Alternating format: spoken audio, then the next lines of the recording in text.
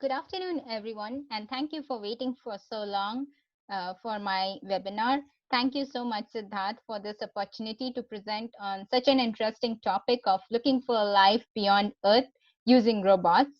So, as Siddharth said, I'm doing my PhD in space robotics at Tohoku University in Japan. And as you can see, this is the plan of my talk today. I'll give a brief introduction about the search for extraterrestrial life and technologies that could detect life, as well as life in our solar system. Then the robotics, history and applications, and the robotic missions, as well as some tips and advices how you can get into the field of robotics if you are interested. So I was born in the coal capital of India called Dhanbad in Jharkhand. And I was always very intrigued by the night sky, and maths was my favorite subject. I performed very well in my boards exams, and I was confused what to pursue further. I wanted to take physics and astrophysics, but unfortunately, I was not aware of all the future prospects. So I went with the flow and I enrolled myself in electrical and electronics engineering at NIT Jamshedpur in India. But all the 4 years of my BTech, I was always spending my time doing online space courses or following all the missions by NASA and ESA. And in third year, I did a internship at Indian Institute of Astrophysics in Bangalore. And that's where I met a lot of people working with space, and it was very interesting for me. And I decided I'll go for higher education in space engineering or something related to space. And then while browsing the internet, I found International Space University in France, and I applied. I got the scholarship, and I went on, and since then it has been a whirlwind ride. I met a lot of people who are as passionate about space as me, and I did an internship on small satellites in Luxembourg, and then I moved to Moscow in to study space systems engineering in Skolkovo Institute of Science and Technology, and I did projects on robotics and stratospheric balloons. And then I wanted to apply for PhD, and I got the Japanese government MEX scholarship to pursue my PhD in space robotics. Currently, I'm part of the Space Robotics Lab directed by Professor Kazuo Yoshida. He was the chief technologist of the Team Hakuto, which shot into fame during the Google Lunar X Prize as one of the finalist teams. And in our lab, we conduct studies on locomotion, navigation, and control strategies for various space-related robots. My research is based on working on coordination and communication strategies for swarm robotics, because swarm robotics is a very interesting topic, and uh, a lot of research institutes are studying this. And there are a number of advantages of swarm robotics, such as it's redundant. They can cover large areas in less time. There are higher scientific and commercial interests, and they are modular, flexible, and cost effective. So, coming to the topic for today's talk, why do we search for extraterrestrial life? There are two primary reasons. First is human curiosity to know, are we alone in this world, in this universe? Is it just Earth that supports life? And the second reason is to have a habitable backup just in case if Earth life comes to an end. But we do not know what type of life we can find beyond Earth. So, to know about that, we need to identify the biosignatures. And biosignatures can provide us the evidence which can directly or indirectly be detected by searching for unique byproducts. And some of the biosignatures, the most promising biosignatures are energy, which could be in form of solar, stellar, or tidal energy. Then there's the solvent, which is water on Earth, but there could be hydrocarbon-based solvent, or and right chemistry such as organic molecules, ozone, or molecules containing carbon, hydrogen, nitrogen, oxygen, phosphorus, sulfur, etc. And when all of these together come together, there is a possibility that there is life in that body. So there are many technologies that can help us to detect life. The first one being the astronomical radio telescopes, which are here on Earth, and they pick up radio signals coming from deep space, such as exoplanets, stars, galaxies, etc. And there are many radio observatories all around the world. Next are the space telescopes, such as Hubble, Spitzer, and the upcoming James Webb Space Telescope. And these telescopes help us to identify signals coming from deep space in different frequencies. And the third one are the robots, which so far are used in exploring the celestial bodies within our solar system. So, since the talk is about exploring and looking for life using robots, we should know what exactly is a robot. The term robot was coined by the Czech writer Karel Čapek, and robota in Czech means forced labor. The Wikipedia definition of robot is a machine that is programmable and can carry out complex series of actions autonomously or semi-autonomously. So basically, robots can perform repetitive and dangerous tasks which humans prefer not to do or are unable to do because of size limitations or extreme environments such as outer space or bottom of the oceans or nuclear power plants, disaster sites, etc. Even robots can help us to reduce the workload in human-friendly environments such as medical and hospitality services.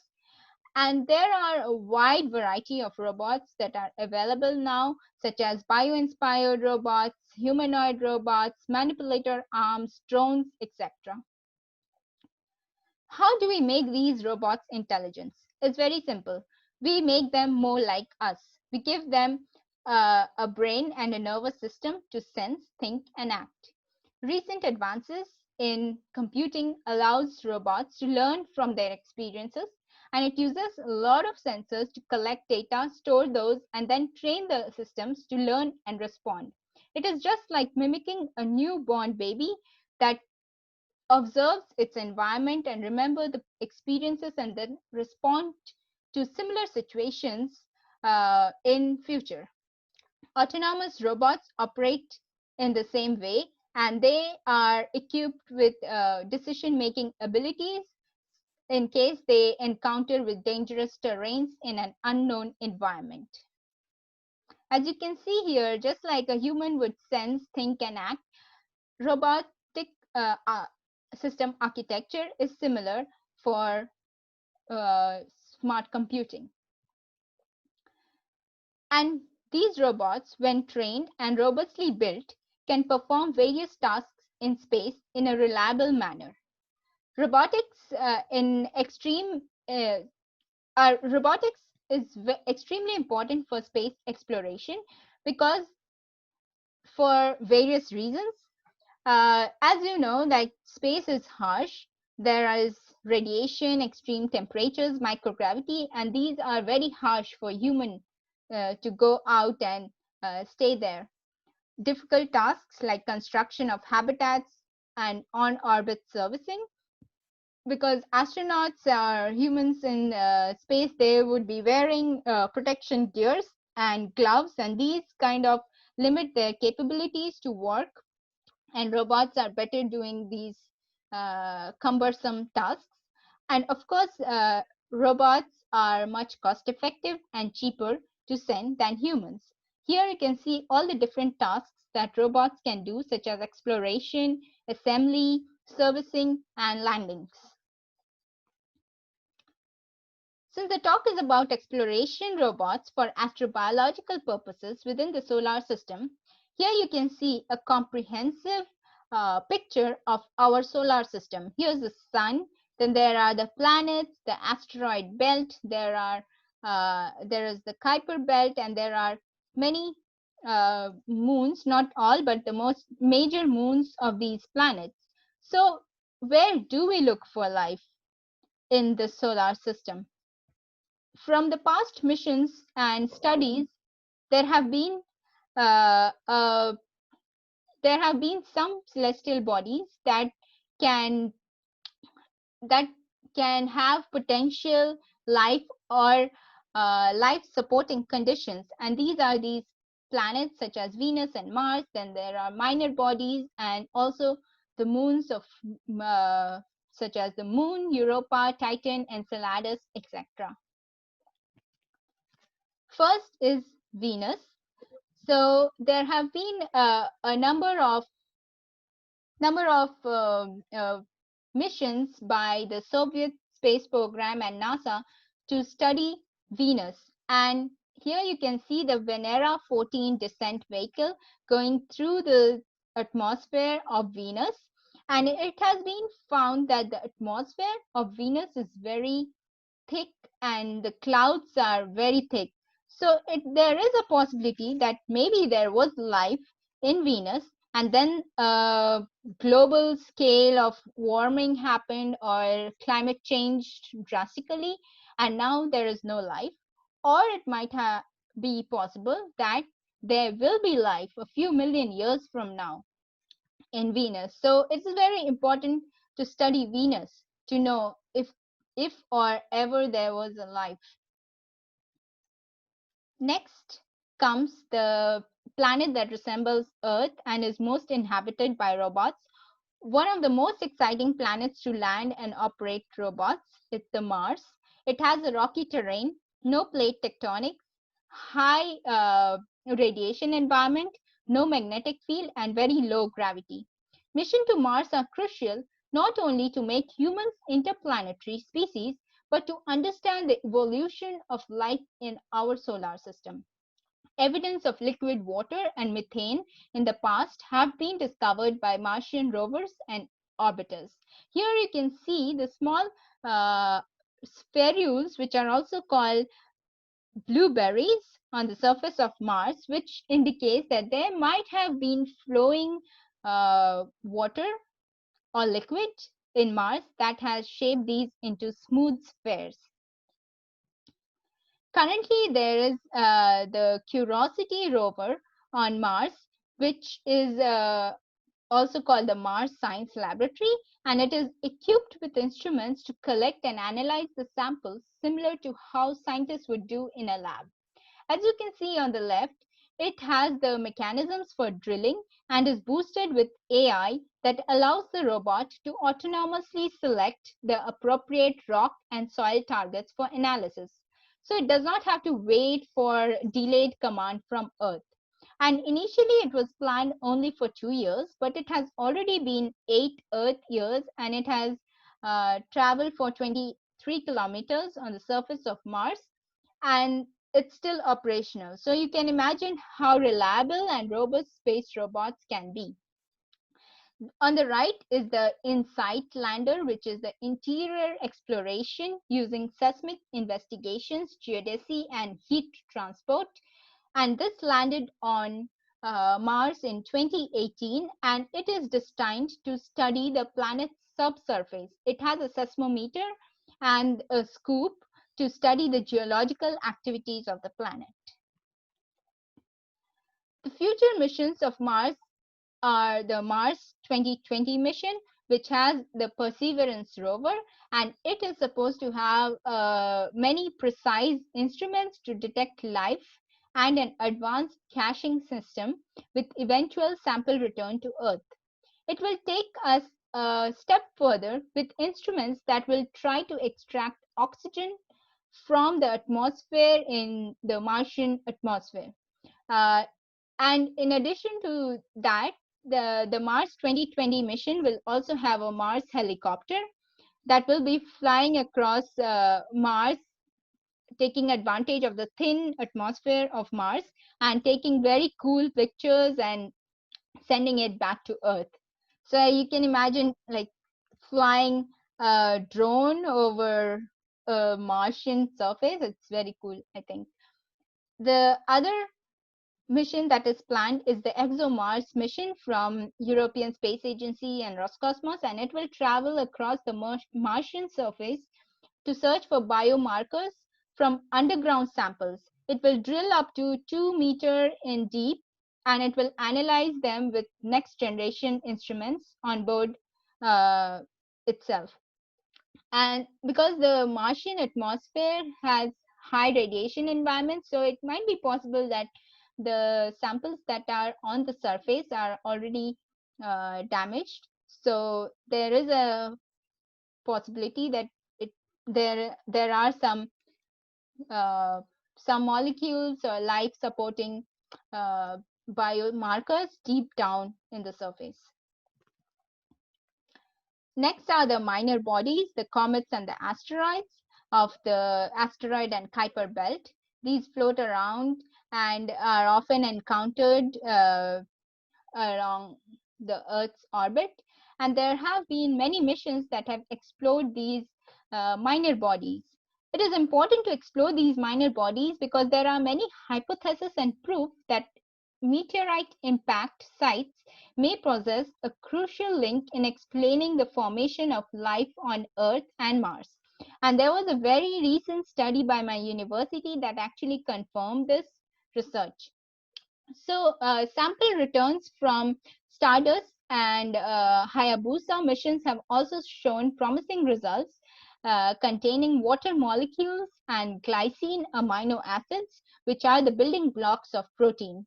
And here you can see in the picture of the comet, there are some dust ice trails, which shows like there might have been water, it might be carrying around water with it. So, since these are very low gravity bodies, it's difficult to control robots on such surfaces, and a general wheeled robot is difficult to operate on such surfaces. So, it's important to design spacecraft that can actually work on these surfaces. As you can see here, Hayabusa 1 touchdown and the sample collection mechanism. It was developed in my lab by my professor and his team. And here it drops a ball and then it strikes the ground, and there are debris that rises up, and it is collected by the sample collection uh, and then brought back to Earth. Following the success of Hayabusa 1, the Japanese uh, aerospace agency sent Hayabusa 2 to the asteroid Ryugu, and it did a similar mechanism for collection, and then it released 2 iPhone-sized round robots on the surface of the planet of the asteroid, and these robots could hop and tumble around. Yes, hop and tumble around, and they are very light, so they do not exert too much pressure or fly away into space. And similar tumbling robots are being built in my lab as well. Coming to the moons, we have to address our closest celestial neighbor, which is the moon. Here is the list of all the different robotics, humans, missions, as well as orbiters that have been sent to moon to explore the moon. And there is there have been some proofs and some studies that water ice may may be present on near the poles. And to answer how water arrived on Earth might also explain how water arrived on Earth.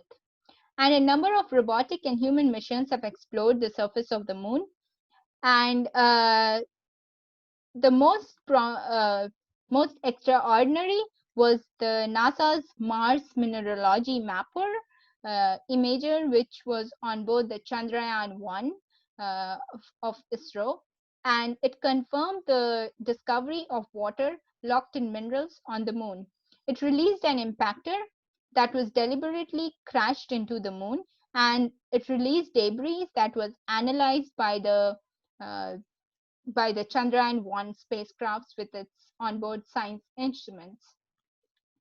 But if we go to the poles, there are many caves and pits which might be hiding water ice and volatiles inside them. And it is not possible to go inside with small wheeled robots all the time. So NASA is developing climbing robots. As you can see here, it's called Lemur, and it is equipped with artificial intelligence, and it can and inspired by rock climbers. So it can decide which rock to put its foot on, and similar similar robots are being built in my lab as well. Here you can see a robot with spine grippers inspired by crabs, and this robot can actually climb inclinations of up to 90 degrees. There is also another robot that is being built by NASA, which is the Puffer. And Puffer robot is the origami inspired robot to explore caves, as it can reconfigure itself and become flat or become round and then get into very hard reaching areas. And there are many robotic missions planned by NASA, European Space Agency, ISRO, JAXA, Chinese Space Agency, and even the private space companies to explore the polar regions in the coming decade. Next, we jump to the very interesting Saturnian system, one of the best candidates to harbor life in its tiny frozen moon called Enceladus. Enceladus has subsurface ocean and shows promising signs of habitability as it has water, energy, and the right chemistry. In the south pole of Enceladus, there are four straight hydrothermal vents, also called tiger stripes, from which water erupts. And this was studied by Cassini spacecraft, which was launched in 1997 by NASA, and this opened up this world of wonders. Even though Cassini spacecraft was not equipped to find or analyze life, yeah, it still flew through the plumes of Enceladus and tasted a soup of salt and organics. So if we send future missions to Enceladus to explore these biosignatures, they should be able to get into these fissures. And there are some robotic technologies that are proposed, such as the Exobiology Extant Life Surveyor, which is an elongated eel-like robot that can enter into the fissure and then using pneumatic sensor and its autonomous ability, it can follow the streamline and dive deeper into the fissures. Other kind of robot is the Buoyant rover for under ice exploration, or BRUI, and this is designed to work under the surface of ice. Instead of using its weight, it will be using the buoyancy and stick to the upper surface of the ice. And this video is actually the test campaigns conducted in the Alaskan permafrost region, and the rover is exploring and communicating through the ice with the base station. So there are a lot of sample return missions that are proposed uh, to explore Enceladus, and these are some of the robots that can be uh, very innovative to explore Enceladus. I was selected to participate in the Caltech Space Challenge 2019, and the theme was to explore Enceladus and determine its habitability potential as part of NASA's New Frontiers mission. I was part of the winning team Voyager, and we proposed a mission with an orbiter, which would be an advanced form of Cassini, to study the plumes and collect samples and drop four impactors, which are basically seismometers near the polar regions of Enceladus, both South Pole and North Pole, to study the past and present geological activities of this moon. So the Cassini spacecraft spent 13 Earth years watching how Saturn and its moon are orbiting around the sun. So another exciting celestial body it observed is Saturn's largest moon, Titan. In 2005, the European Space Agency's Huygens probe, which was on board the Cassini spacecraft, descended into uh, the Titan atmosphere, and this is what it observed. You can see in this video, the atmosphere of Titan is very dense and it has rock hard water ice and subsurface ocean, which might be supporting life as we know it. But most interestingly, it also has surface oceans of methane and ethane, which might be able to support chemosynthetic life or life that we don't know.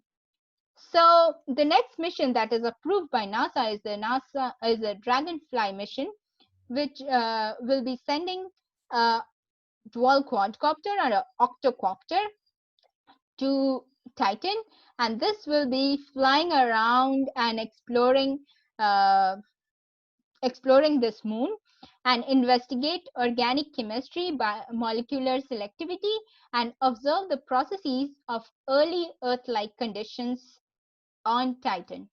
And this mission will be launched in 2026. From the Saturn system, we come to Jupiter's Europa. Images from Hubble Space Telescope and other spacecrafts indicate that Europa might be also erupting plumes of water. It has deep, salty oceans and is widely considered the most promising place to look for life beyond Earth. And it's possible that a passing spacecraft could collect the plume samples. So, astrobiologists believe that Europa has abundant water and the right chemical elements, but an energy source is yet to be confirmed. So, the mission that will be soon visiting Europa is the Europa Clipper mission, which is a spacecraft that will be tasting these plumes. And there is also a proposed Europa lander mission here you can see, which might be able to land on the surface of the moon and collect samples using a robotic arm and then analyze these samples and send the data back to Earth.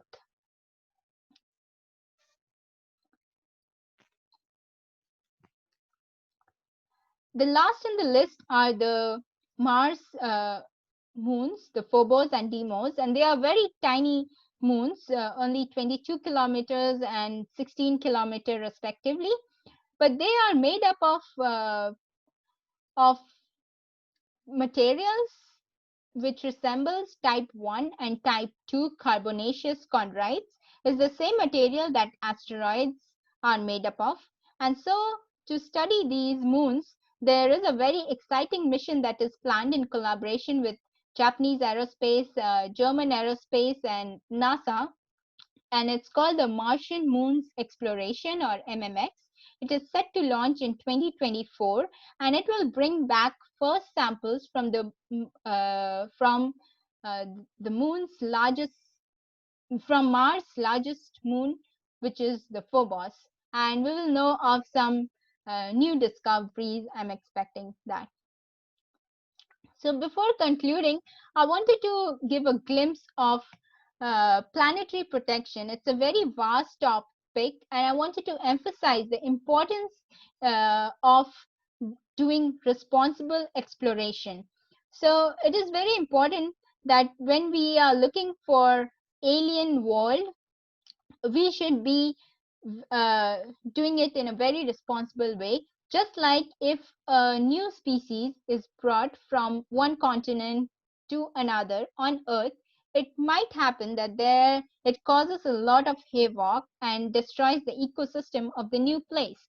So similarly, if there is some life form or microbe that is taken from one celestial body to another, it will cause a lot of contamination.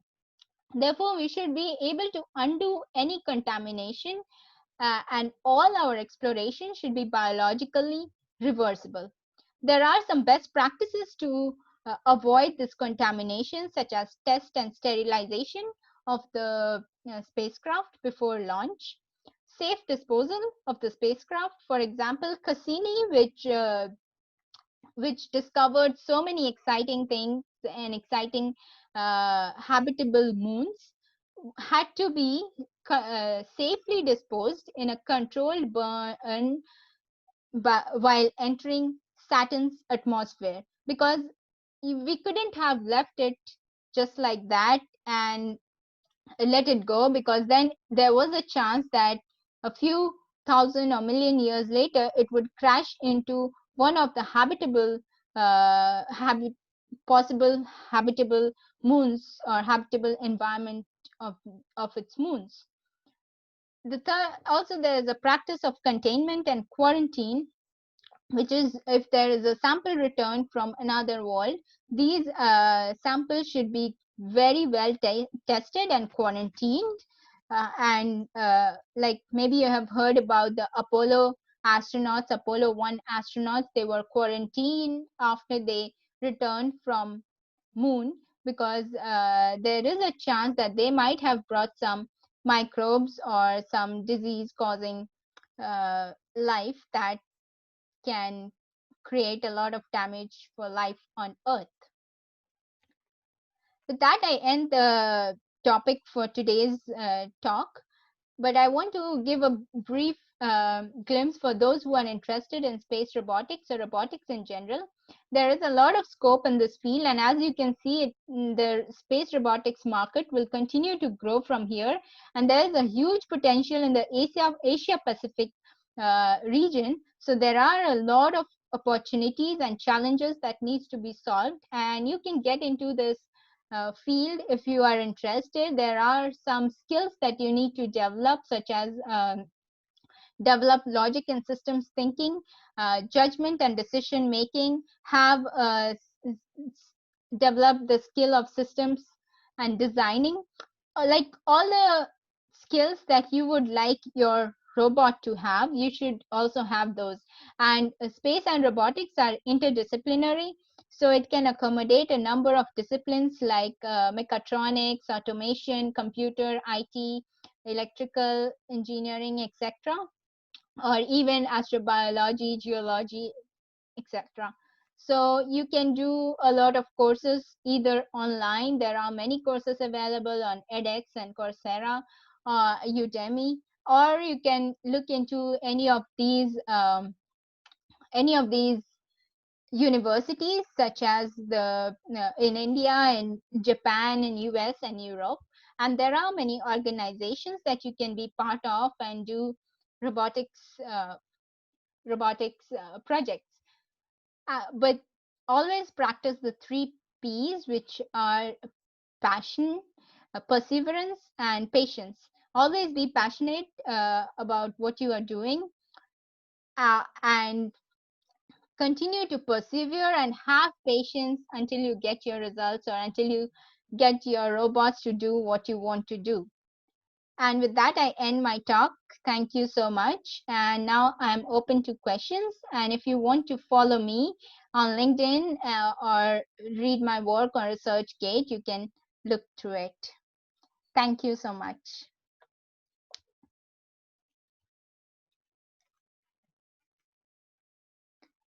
So the first question is, how will the advances in machine intelligence benefit particularly to rovers, orbiters, and other exploring robots? So we should know that our space engineering or space missions are always outdated. For example, Cassini mission, it took the total mission was of 25 years, but it started to be developed much before that. It was launched in 1997, but it was uh, the concept and the development started much before that. So a lot of times the like space technologies are mostly outdated. So if we use the current technology that's available right now, which is for machine learning and artificial intelligence for robots on Earth, these can be very, very beneficial for space robots, as well as it will allow these rovers or orbiters to know which place to explore, which sample to collect, or where to drill, and also help them to be more responsible, like I said, to be more not to do a lot of damage to the land or the surface or the area of its exploration, and that way that it can be helpful for future space exploration. The second question is, what are the advantages of swarm robots over individual robots, and what are the upcoming space exploration missions that are going to involve swarm robotics? So there are a lot of advantages for swarm robotics. It's my PhD topic, so I'm very interested in this because we have the limitation of launching certain weight into the space. Rockets are a big limitation for us to launch into space. So swarm robotics can help us to reduce the weight. Instead of having a very big, heavy lander or a rover, we can have multiple small rovers, multiple different robots. They can be heterogeneous or homogeneous, and they can be launched into space, and then they can cover much larger area than just an individual robot. For example, the Opportunity rover on Mars, it traversed for 40 kilometers in 14 years, and Curiosity, it has been 8 years it's on Mars, and it has traversed 23 kilometers. So I'm sure, like, if there are swarm robots, there are many robots exploring an area, they could cover hundreds of kilometers. Third question is, are there missions? Sorry, I missed the question about upcoming space exploration missions. Yes, there are a lot of private space companies are expecting to launch swarm robots in the next couple of years, as well as NASA and ESA have these payload capabilities that can have multiple robots in them, and then they go to the surface of Moon and release these robots, and these robots can go around exploring. The third question is, are there missions who are aiming to bring back sample on Earth to study them? How are these samples going to be helpful? Yes, exactly. Sample return missions are very useful. As you see, like Hayabusa 1 and the Stardust mission, these brought back samples from asteroid and comets, and these helped us to determine that these bodies contain life building blocks of life. So definitely these are very useful, and these, because whatever the spacecraft is, it might be very intelligent spacecraft, but still it cannot do all this research in a uh, small environment like car sized lab that all the scientists that can do here on Earth.